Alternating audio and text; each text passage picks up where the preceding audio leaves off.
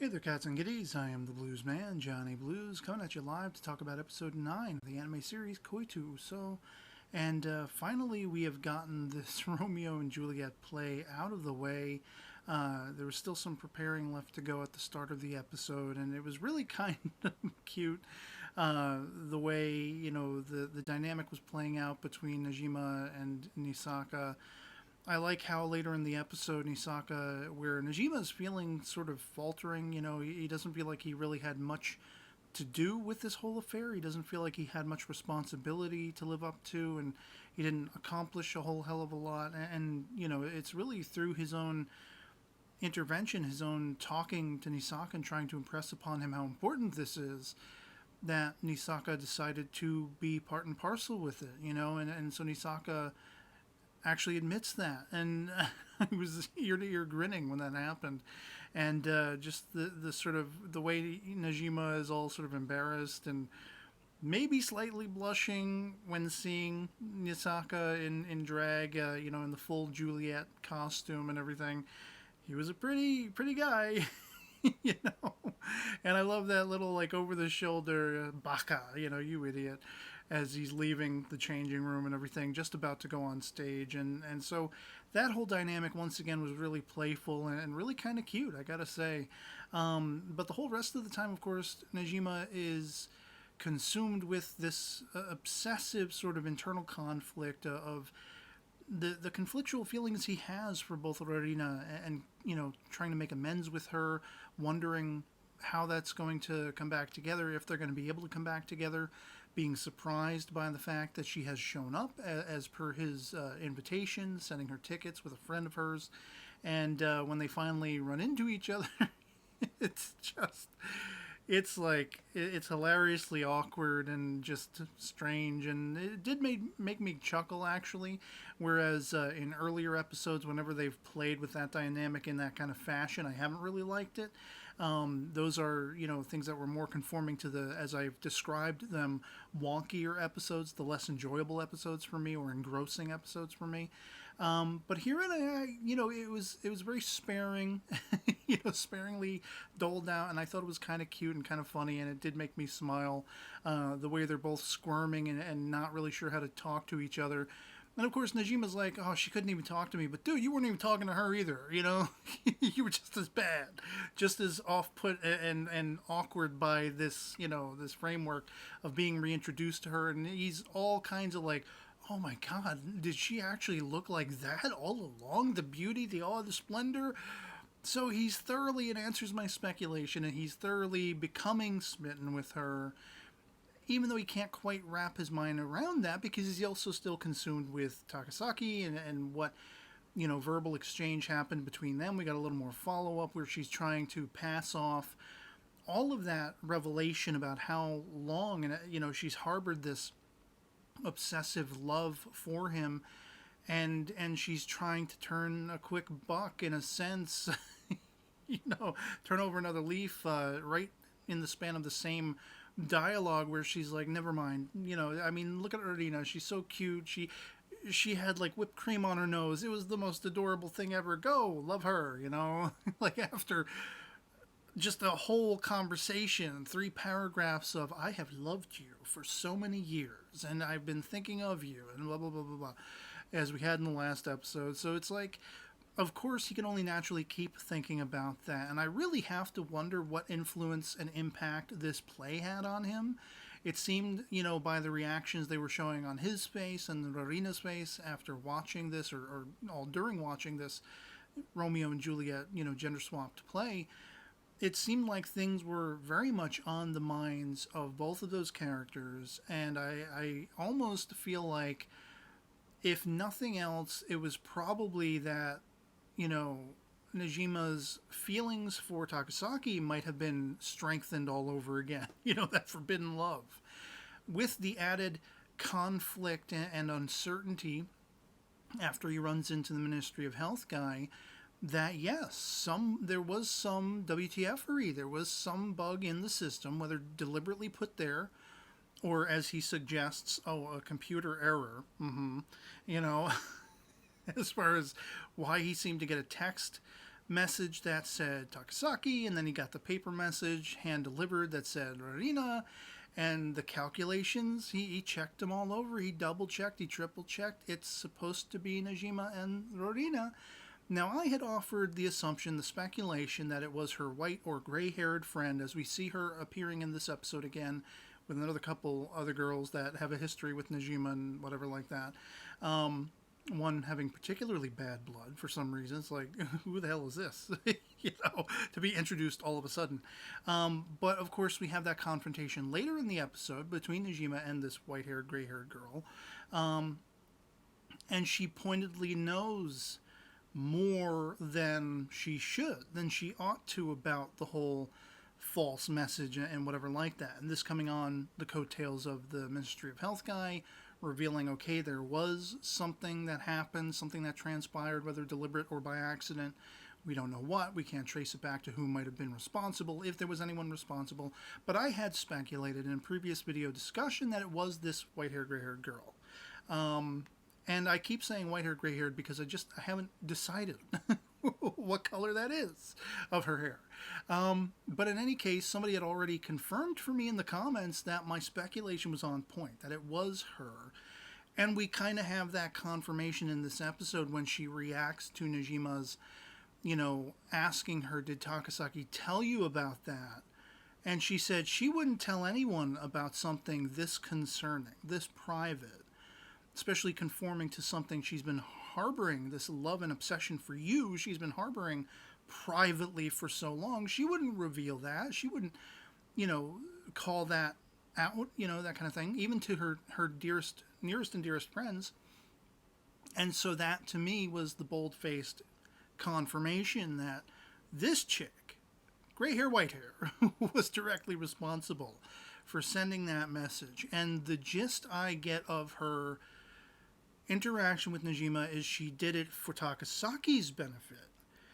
She felt for her friend, who is Takasaki, this love she was harboring, this lovelorn estimation for so long.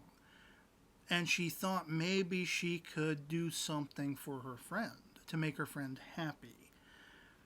And it seems almost as though she's trying to, feel Najima out about his own feelings to make sure that was right, that she didn't make a mistake, that she didn't mess things up by pairing them together. She wants to confirm, I think, for herself, that she was right, that Najima feels the same way about Takasaki as she has felt about him for so long, and she wants to sort of, remove any guilt that she has or suspicion that maybe she made a mistake. Maybe he's, she sees him skulking around the school property, trying to hand out flyers very, very unsuccessfully.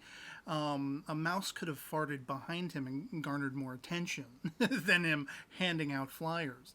And so after that, of course she would be sort of apprehensive, like, oh, did I make the right choice trying to link them together? I mean, Takasaki really, really harbors this fascination and love in him, but maybe he's not really that great, And so I think she was trying to feel him out. She was pointedly trying to feel him out to make sure it wasn't a mistake. Maybe she's still considering pushing forward, doctoring documents or something like that. I don't know. I don't know how she would expect to get away with that at all, since the Ministry of Health guy is already investigating it, or it has investigated it. And there's no backtracking that he can find leading to her. So I don't know how that would progress exactly. I don't know how they could reconfigure things to make that applicable. And then, of course, with that revelation where she's saying to Najima, Takasaki is the one you're really, truly meant for.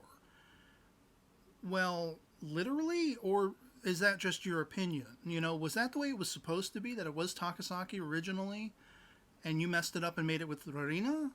Or vice versa? Which way did she take it? Did she do this for the benefit of Takasaki, aligning Takasaki to Najima? Or did she feel like this guy was not at all right for Takasaki, no matter how much she harbored a fascination and obsessive love for him? It was not right, and she put a bug in the system that aligned him with Rorina instead. to make sure Takasaki's life wouldn't be ruined by being paired with him. I'm not exactly sure which way that's going to go, but Rorina is there to overhear this, and she's like, what? Excuse me? What do you mean? And I'm just like, yeah, what do you mean? Of course, episode ends right then and there. So that was a little bit frustrating. And then the whole time, cutting back to the play, I mean, the dialogue, they really, the editors and the director of this series really has this knack. At least it was on display in this episode specifically, where when the play is unfolding, I feel like we got to see enough of the play that I was satisfied, but they didn't linger on it too much. And every time, either Takasaki was delivering her lines as Romeo or, Nisaka as Juliet, I feel like all of the lines they chose were poignant. Of course, as I said, they were, showing the reactions with Najima and Rorina in the audience, and you garnered that this was impacting them. But it seemed as though, to me, it was also impacting the awareness of both Takasaki and Nisaka as well. I feel like the way they pointedly showed Nisaka, especially, that idea of that love that is forbidden, that love that he can't have, and he just wants to stand beside him. Now, in the context of the dialogue in the play, that's Juliet lamenting she can't stand beside Romeo. But my impression was that cut right to the heart of the matter with Nisaka's own interest in Najima, and he was lamenting not only as the character, but as himself. I can never stand next to Najima.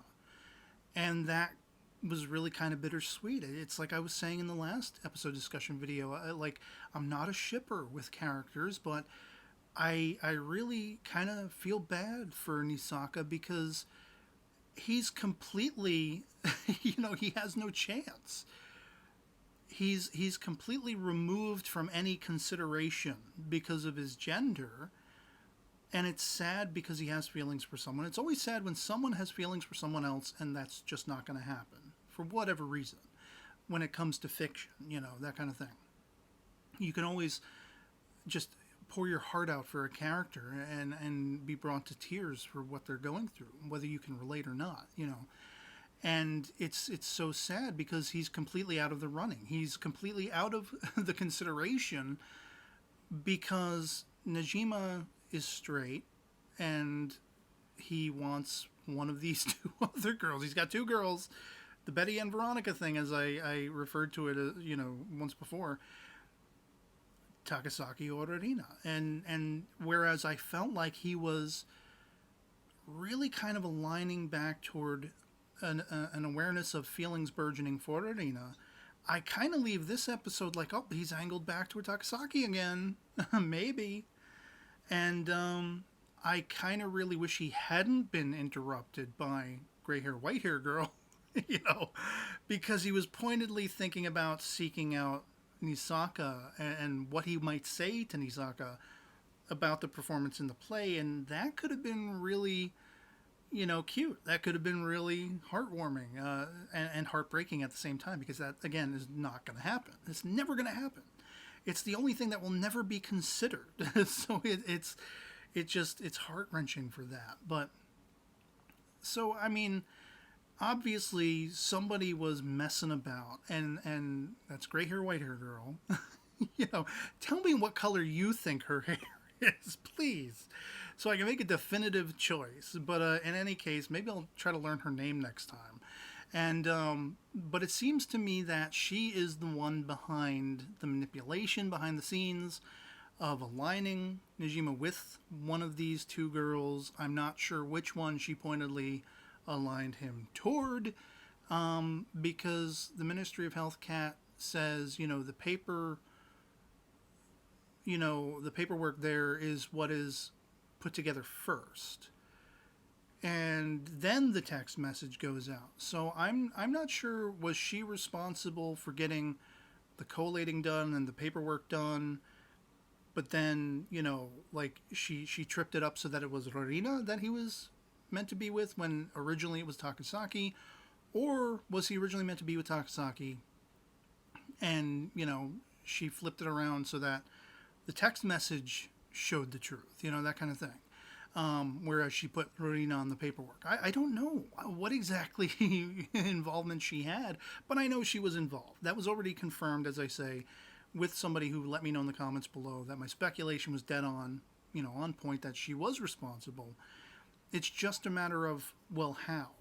Who did she pit Najima with? And so that's really the question I'm left with by the end of this episode. And I'm really going to be aggressively anticipating the next one to see where we pick up, from here. Whether or not Najima and Rowena will closer align together, whether they're going to be, more broken apart because of whatever revelations come to the fore. And what's going to happen with Takasaki and Nisaka? I mean, it's been a long-standing speculation and point of wondering whether or not when Takasaki would eventually get her documents, her marriage documents, she would be paired with Nisaka. Some fellow viewers have mirrored my own speculation that maybe that was why there was some bad blood between them. But I think it's more on point to do with their mutual interests in Najima, after all. But that would just throw another wrench in the works, another compelling, added aspect to this whole dynamic if they were suddenly somehow paired. Even though I don't think that's going to happen, because if we go back to the whole sex ed episode, Nisaka was pointedly, allowed to not partake in that, and I think that might have had something to do with his sexual preferences. Don't know, but I feel like his performance on stage really aligned, for me at least, that yes, he does harbor feelings for Najima, and that's just never going to happen. And that sucks. I mean, it really sucks. And it's, two of these three characters, if not all of them, who knows, but the three that I'm specifically talking about are the love interests, air quotes, for Najima. Two of these characters are going to be unhappy, one way or the other. Maybe more. Maybe even Najima himself. I'm kind of, keeping him out of that speculative point, because I don't know. I feel like he'd probably be happier in the long run with Rowena. I feel like that is the most natural equation, and that's the way it ought to be. But I don't know. You got a lot of people who just feel so much more for Takasaki and are like, no, she deserves him. She's harbored this love. It should be her. And I don't know. I really don't know. This episode didn't do much to make me align toward one or the other. I'm just still kind of in the middle, in that gray area, wondering how this is going to pan out and play out. And I'd love to hear from you guys in the comments below what you thought of this particular episode of Koitu Uso, if you've seen it as well.